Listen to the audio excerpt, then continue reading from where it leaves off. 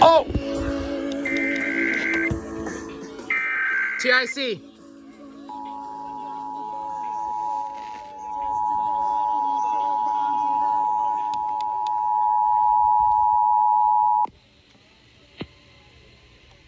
This is a test of the National Emergency Alert System.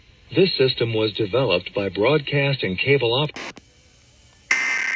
Here we go, 96.1. Federal Communications Commission and local authorities to keep you informed in the event of an emergency. If this had been an actual emergency, an official message would have followed the tone alert you heard at the start of the 1051. message. No action is required. Oh. This is a test of the National Emergency was developed by broadcast and cable operators in voluntary cooperation with the Federal Emergency. This is a test of the National Emergency Alert System. The National Emergency Alert System. Oh.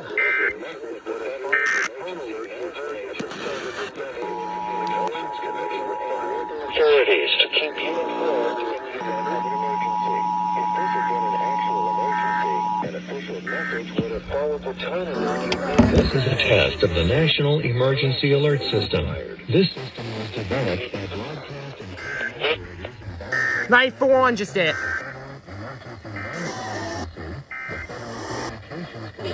Voluntary cooperation with the Federal Emergency Management Agency, the Federal Communications Commission.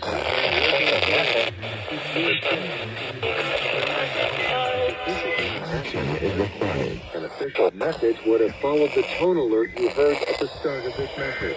No action is required.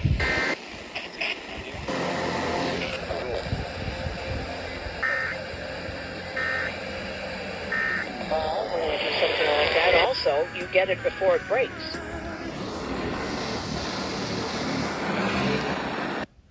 Way to go.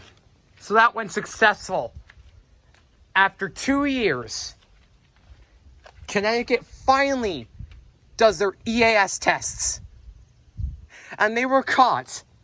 For Connecticut, these alerts were caught on the following stations: WTIC-FM, WILI-FM, WRCH,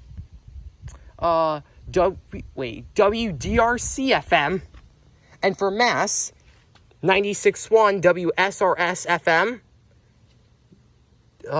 WHYN-FM, and for Rhode Island, WWLI-FM, Light 105, Light 105, and WHJY 94.1. 94 HJY. So yeah, this test went successful.